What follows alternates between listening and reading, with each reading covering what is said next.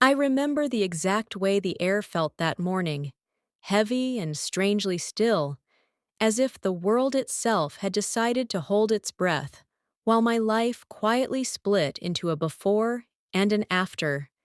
And I remember sitting on the edge of the bed with my hands resting on my stomach, trying to calm the nausea that had become my constant companion, whispering to myself that everything would be fine, that once he knew about the twins, once he really understood that two tiny hearts were already beating inside me, he we stop running from the future and finally stand still long enough to face it with me.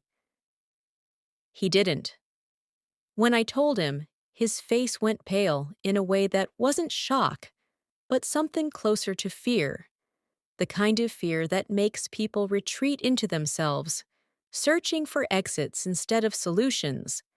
And instead of sitting beside me, instead of touching my hands or asking if I was okay, he stood up, walked to the window, and stared outside, as if the city had suddenly become more important than the woman carrying his children. He kept repeating that he wasn't ready, that everything was happening too fast, that he needed space, that he had dreams, plans, responsibilities, expectations from his family that I wouldn't understand. And I remember thinking how strange it was that the same man who once spoke about forever now spoke as if commitment were some kind of trap he had accidentally stepped into. I didn't beg him to stay, not because I wasn't terrified of being alone, but because I had already learned that when someone starts explaining why they can't love you the way you deserve, they are not asking for reassurance. They are asking for permission to leave. And I didn't give it to him, but he left anyway. He packed a bag that same night, kissed my forehead like I was a distant relative instead of the woman he once promised to build a life with, and told me he hoped I would be strong, as if strength were something you could choose when your entire world is collapsing from the inside out. A week later, I found out through mutual friends that he had been seen with someone else, younger, carefree, someone who had no idea what it meant to count doctor visits or worry about whether you could afford diapers and rent at the same time. Someone who could laugh and flirt and plan vacations while I was lying awake at night, counting kicks, and wondering how I would survive the next few months. So much for not being ready for a relationship. I never confronted him. I didn't call. I didn't write. I didn't ask why. Because some truths are so loud, they don't need words. The pregnancy was hard, not just physically, but emotionally, because every appointment, every ultrasound, every tiny heartbeat on the screen reminded me that I was doing this alone, that the man who helped create these lives had chosen not to be part of them, and that realization carved something deep and permanent into my understanding of love. By the time the twins were born, I had learned how to move through the world with quiet determination, how to smile politely when nurses asked if the father would be coming later, how to say, "It's just me," without letting my voice shake, how to hold two tiny bodies against my chest and promise them that no matter what, they would never feel abandoned, even if I had to break myself in the process to keep that promise. Years passed.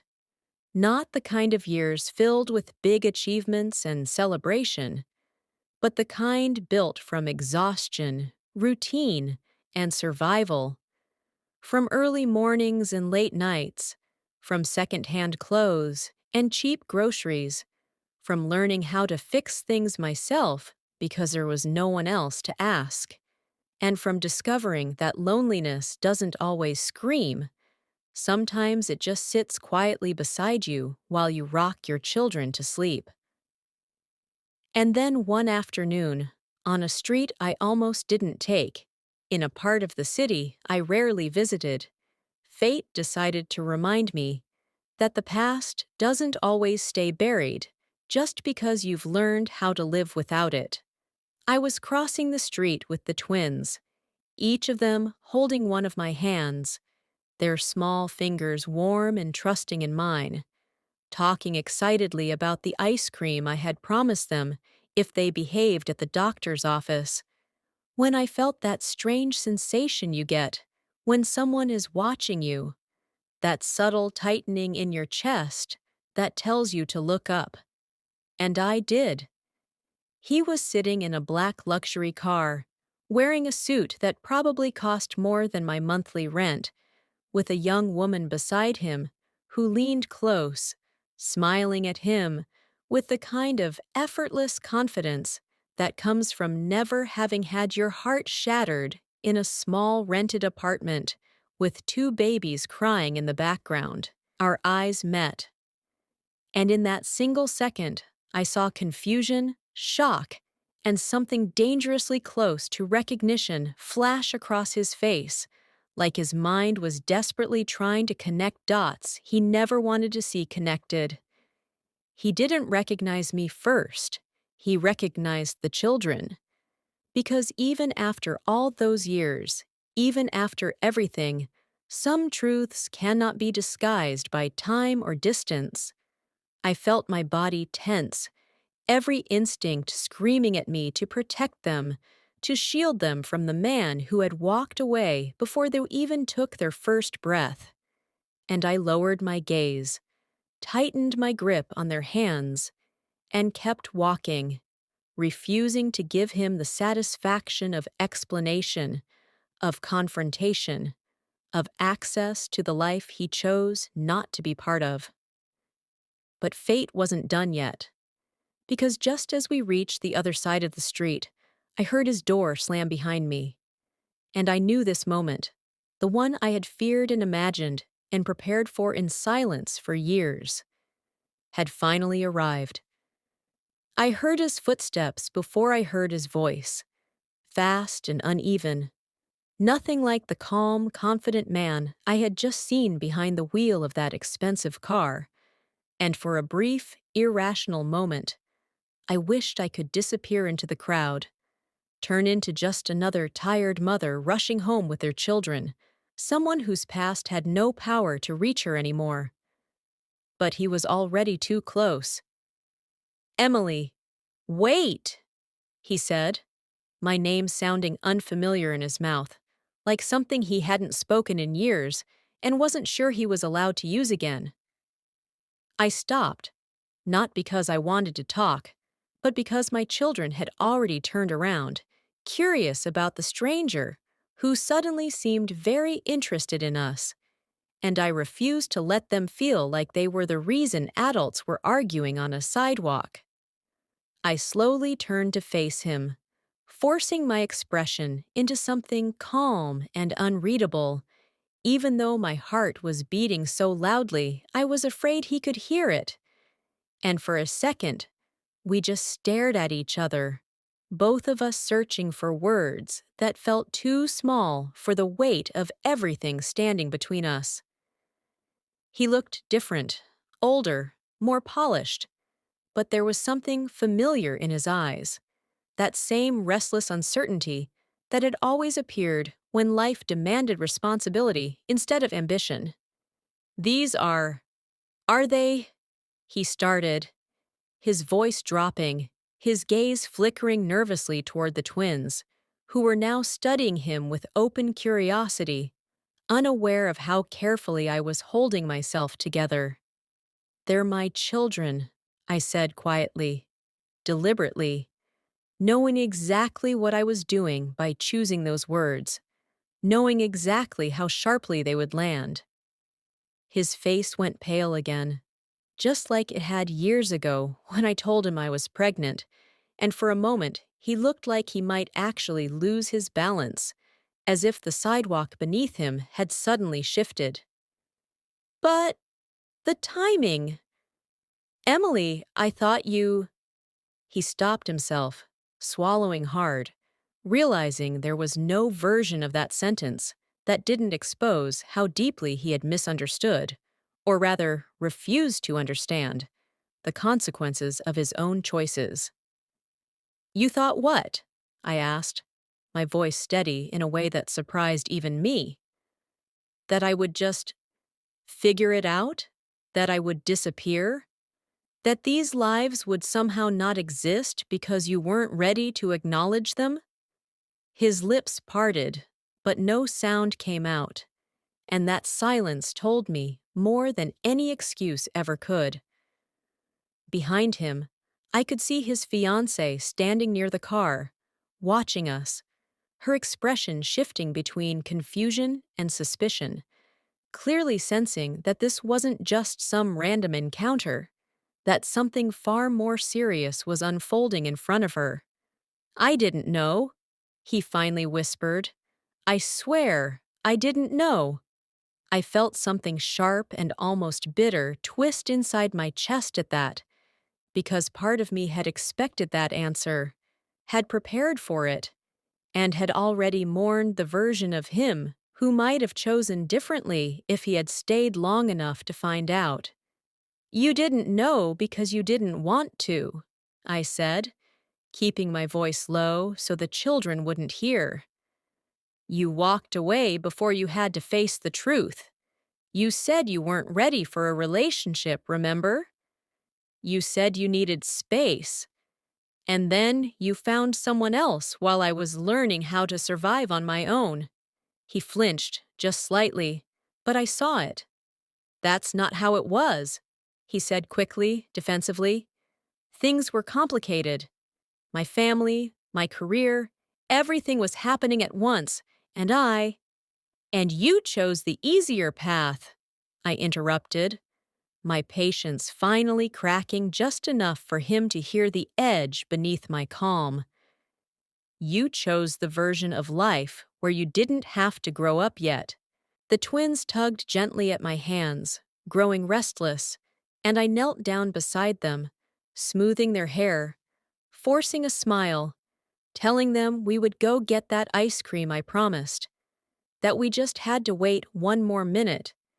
And when I stood again, I realized something with startling clarity. I was no longer the woman begging for understanding. I was the woman protecting her children. I want to be part of their lives, he said suddenly, urgently, like someone making a last-minute decision before a door closes forever. If they're mine, then I have a right to— No, I said, sharply enough that he finally stopped talking. You don't get to use words like right when you chose absence for years. Being a father is not something you claim when it becomes convenient. His jaw tightened, frustration and guilt mixing in a way that almost looked like anger, and I recognized that expression too, the one that always appeared when he felt cornered and powerless. So what? You're just going to keep them from me? He asked, lowering his voice. Is that what this is? I looked at him, really looked at him, and in that moment, I understood something I had never fully accepted before. He still saw everything as a negotiation, control, access, entitlement. This isn't about you, I said quietly. It never was. It's about them. And right now, what they need is stability, not chaos, not sudden appearances from someone who left when things got difficult. Behind him, his fiancée finally walked closer, unable to stay in the dark any longer, and I saw the question in her eyes before she even spoke. Who are you? She asked, her voice polite but tense. And why is he talking to you like this? I didn't answer. I didn't need to, because his silence did it for me. The way he looked at her, the way he hesitated, the way he suddenly realized that the life he had carefully constructed was beginning to crack right in front of him, told her everything she needed to know. They might be mine, he finally admitted.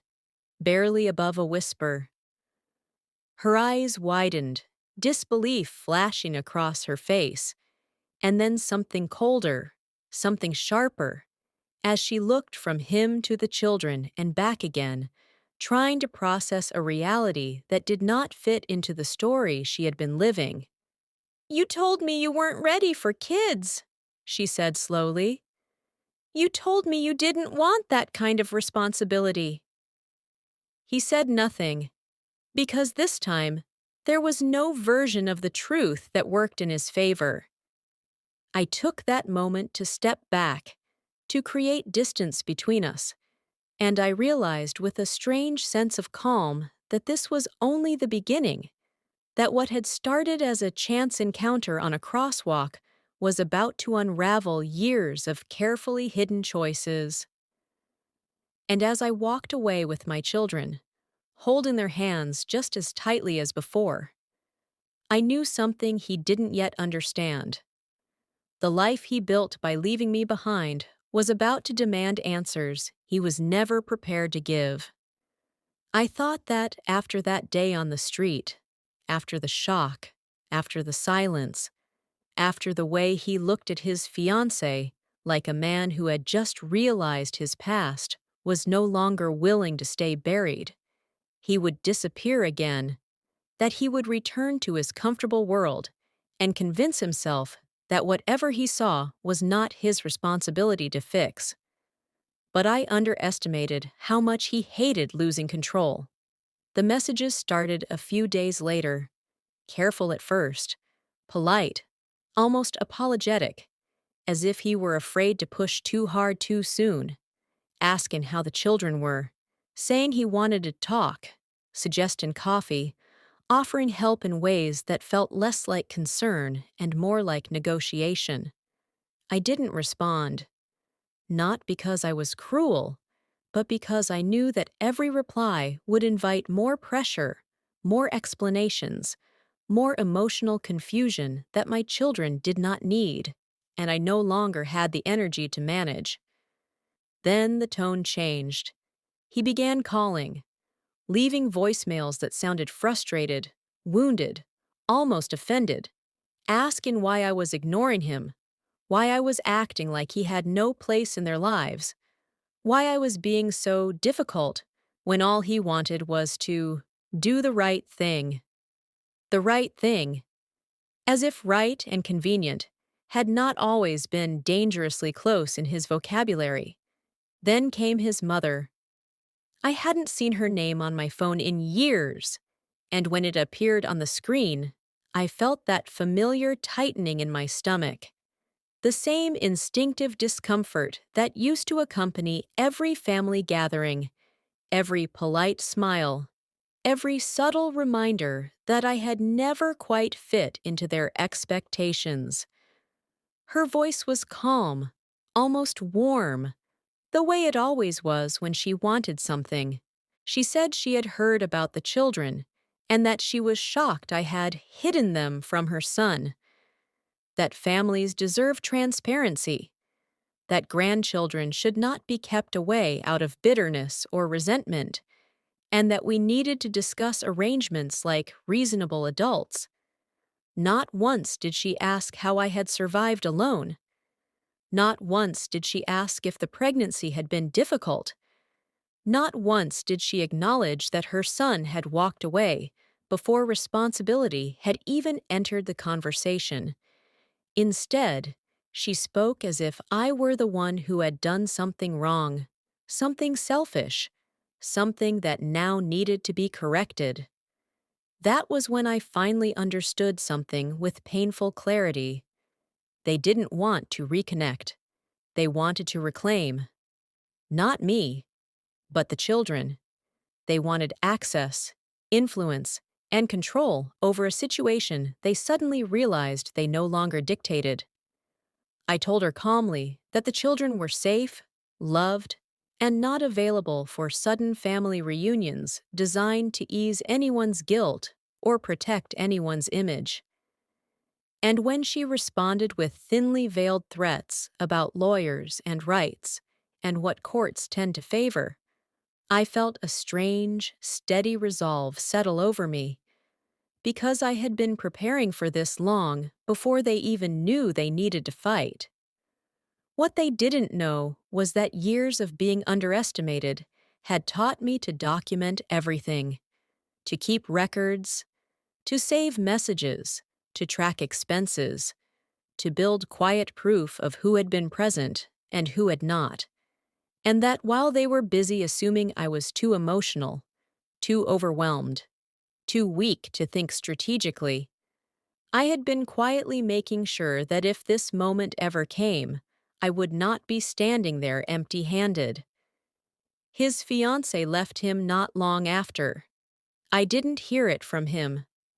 I heard it from a mutual acquaintance who sounded almost embarrassed to tell me that the engagement had been called off, that there had been arguments, accusations, questions about what else he might not be telling her, and that the image of a man not ready for relationships, suddenly having two school-aged children, had not exactly inspired confidence. When he came to my apartment unannounced one evening, standing in the hallway with flowers that felt wildly inappropriate, given the history between us, I didn't invite him in. He looked tired, stressed, stripped of the polished confidence I had seen in that car. "I messed up," he said quietly. "I know that now." I didn't respond. "I want to fix this," he continued. "I want to be here for them, for you. We can talk about what that looks like." I studied his face, searching for something I could trust, and all I saw was urgency, not accountability, discomfort, not growth. "This isn't about fixing your conscience," I told him. "This is about protecting their stability. And right now, what you're offering is disruption, not support." His expression hardened, the frustration slipping through the cracks of his carefully controlled tone. "So what? I'm just supposed to accept that you get to decide everything?" he asked. "That I just don't matter?" "You decided that a long time ago," I said quietly. That was when the legal letters started arriving.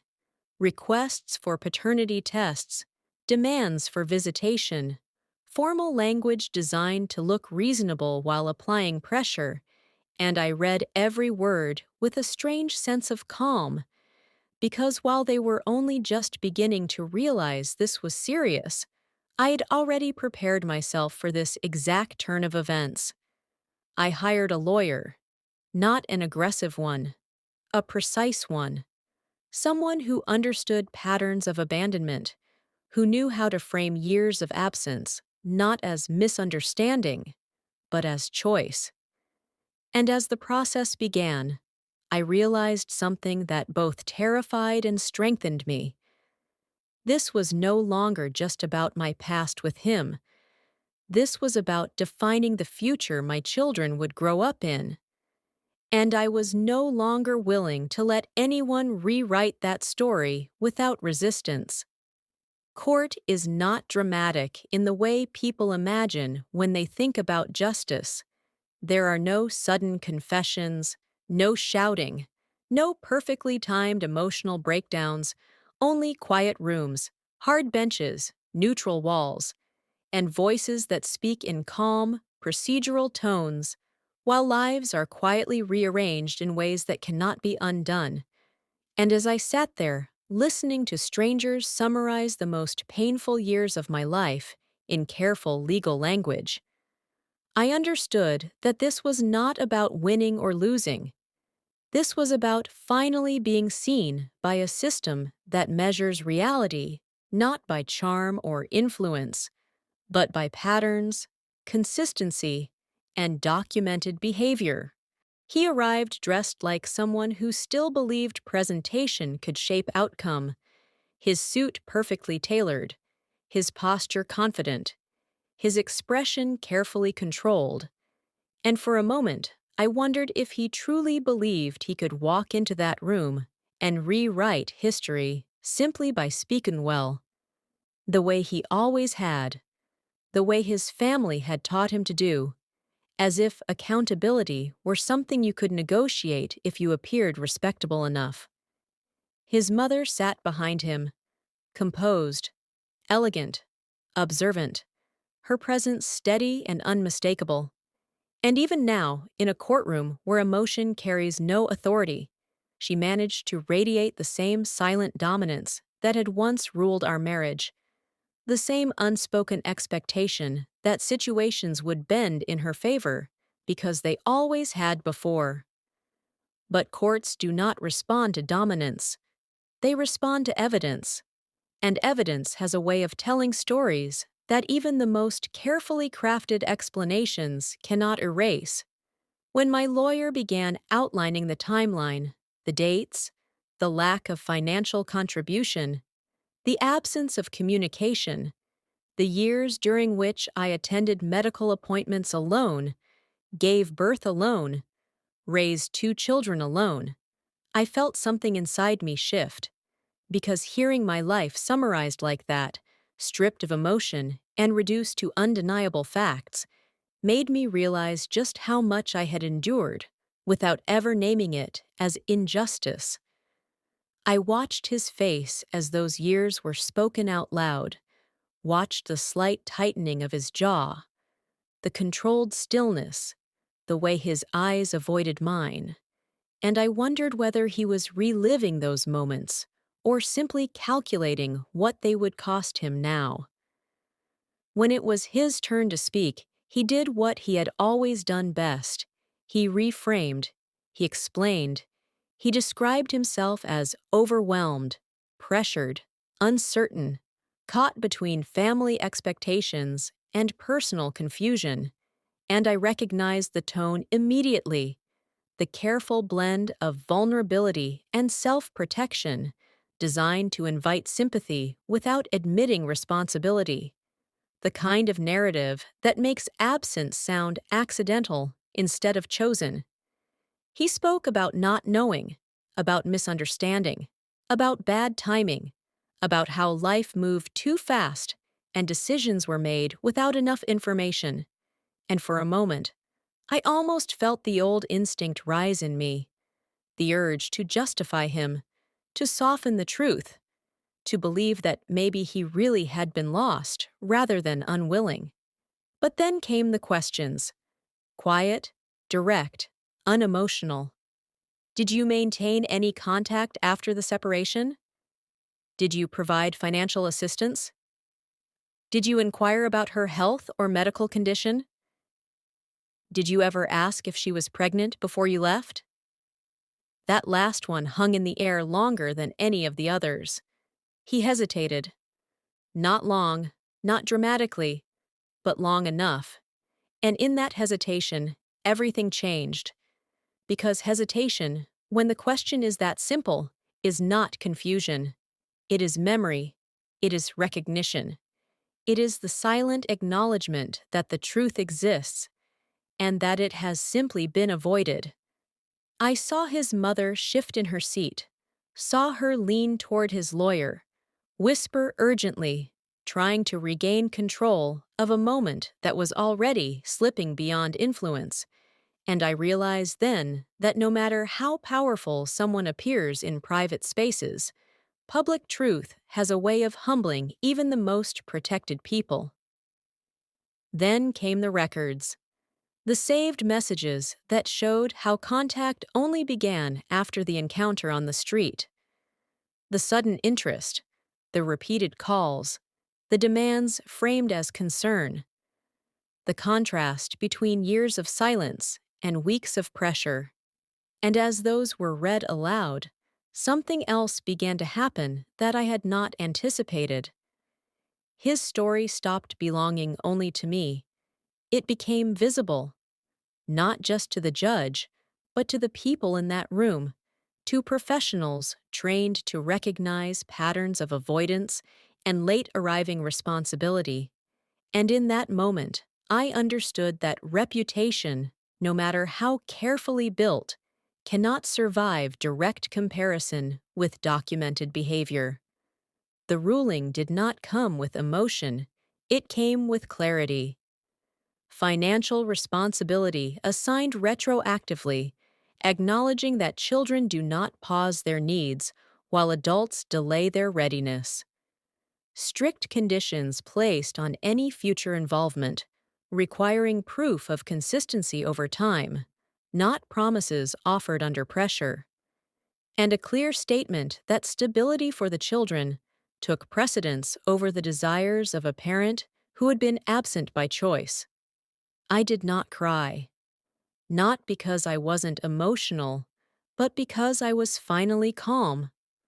Calm in a way that comes only after years of holding yourself together without support, after learning how to survive without expecting rescue, after discovering that your strength is not temporary but structural, built into the way you move through the world.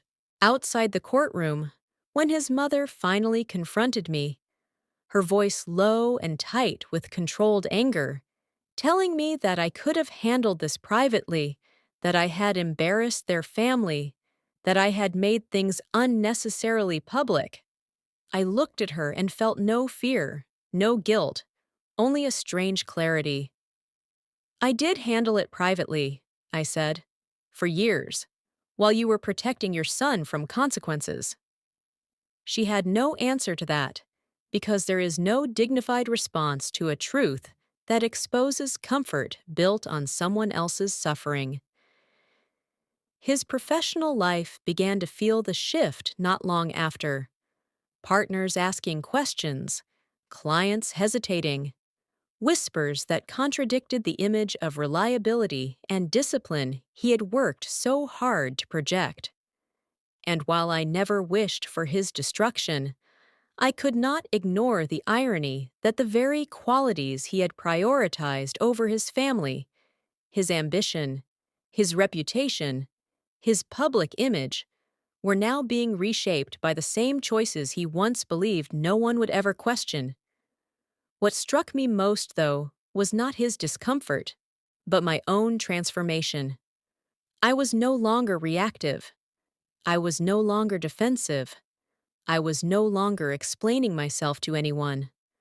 I was simply standing where I had always been, grounded in the reality I had lived, no longer required to justify it. And I knew, with a quiet certainty that did not need validation, that whatever came next, whatever negotiations or obligations followed, I would never again feel small in his presence, because I had already faced the hardest truth alone and survived it with my dignity intact. And that, more than any ruling, was the moment I understood that I had already won something far more important than a legal battle. After the court dates ended and the documents were signed, and the formal language of responsibility replaced the careless silence of the past, life did not suddenly become easy or beautiful in the way people like to imagine after justice is served, because justice does not rebuild your mornings, does not tuck your children into bed, does not soothe the exhaustion that settles into your bones after years of carrying everything alone. But what it does give you is space, the kind of space where fear no longer controls every decision and where survival is no longer the only goal.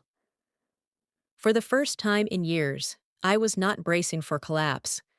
I was simply living, not dramatically, not triumphantly, but steadily, quietly, with routines that felt almost sacred because they were no longer shaped by crisis.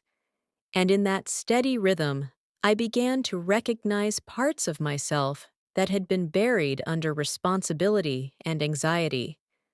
Parts that remembered how to laugh, how to dream, how to imagine a future that did not revolve around reacting to someone else's absence. He tried to reach out again, not through lawyers this time, but personally, cautiously, like someone testing whether the door he once slammed might still be unlocked. And when I listened to his voice on the voicemail, softer now, stripped of entitlement, asking if we could talk, if we could maybe find some kind of understanding, I realized something that surprised me. I no longer needed closure from him, because closure had already happened, not in a conversation, but in the years when I learned to stand on my own, when I built a life that functioned without him, when I stopped waiting for explanations and started creating stability with my own hands. I did not call him back, not out of anger, not out of revenge, but because some chapters end not with confrontation, but with disinterest, with the quiet recognition that reopening old wounds does not serve the life you are trying to protect. My children grew. They learned to ride bikes, to argue over toys, to ask questions about the world that made me smile and ache at the same time. And every time I watched them move through life with confidence and curiosity, I knew that whatever mistakes had shaped their beginning, their future, was being written in a language of safety, consistency, and love. And that was enough. I did not become bitter. I did not harden into someone who mistrusted everyone. Instead, I became careful, selective, grounded in boundaries that were no longer apologies but standards. And when people asked about their father, I did not speak badly of him, not because I wanted to protect his image, but because my children deserved to grow without carrying adult resentment on their small shoulders. Truth, when delivered with dignity, does not need cruelty to be effective. Sometimes, late at night, when the apartment was quiet and I allowed myself to think about the woman I used to be, the one who waited for him to come home, who believed love meant patience without limits, who trusted that commitment would eventually arrive if she just held on long enough. I felt a tenderness toward her, not shame, not anger, but compassion, because she did the best she could with the understanding she had at the time, and she did not deserve what happened to her, even if it became the path that led her here. I also thought about him, occasionally, not with longing, but with a kind of distant curiosity, wondering if he had learned anything from losing what he once dismissed, if he had finally understood that readiness is not something you discover after walking away, but something you grow into by staying when it is difficult. But those thoughts no longer shaped my days. My life was no longer a reaction to his choices. It was my own. What he lost was not just a family. He lost the version of himself that could have become a father through presence, not obligation, a partner through growth, not convenience. And he lost the chance to build something real instead of something impressive. What I gained was not revenge. It was autonomy. It was the knowledge that even when abandoned at your most vulnerable, you can rebuild, you can protect, you can grow into a strength that does not shout, does not demand recognition, but holds steady through every storm that follows. I did not walk away from that courtroom feeling like a winner. I walked away feeling free. Free from waiting. Free from explaining. Free from hoping someone would choose me when I had already chosen myself. And if there is any kind of revenge in that, it is not loud or destructive. It is quiet. It is survival. It is dignity. It is the kind of peace that comes when you stop asking why someone could not love you and start recognizing how deeply you are capable of loving yourself and the life you have built. This is not the story of how I destroyed a man who left. This is the story of how I refused to be destroyed by his leaving, and that, in the end, changed everything.